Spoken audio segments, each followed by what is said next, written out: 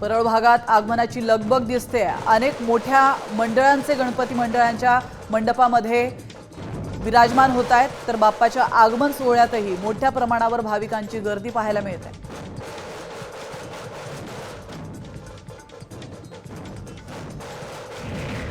मुंबईत 40 ते 50 मजली इमारती दिसतात, मात्र त्या ठिकाणी मराठी माणूस कुठेच दिसत नाही असं विधान शरद पवारांनी केलंय। या विधानामुळे मुंबईतील महानगरपालिका निवडणुकीत मराठीचा मुद्दा चांगलाच गाजणार आहे हे यातून नक्की झालं।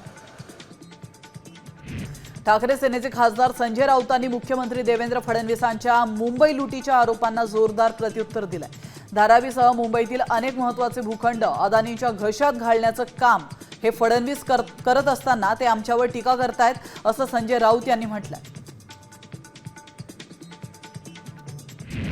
The best employees cooperative credit सोसायटीच्या निवडणुकीची प्रसाद लाड आणि प्रवीण दरेकर जोरदार तयारी करतायत। मुख्यमंत्री देवेंद्र फडणवीसांच्या या दोन्ही शिलेदारांनी परेल बेस्ट कॉलनीमधील घरांच्या परिस्थितीची पाहणी केली आहे। यावेळी त्यांनी बेस्टने प्रवास देखील केला।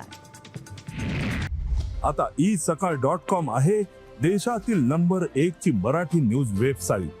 प्रत्येक अपडेटसाठी isakal.com ला नक्की भेट द्या।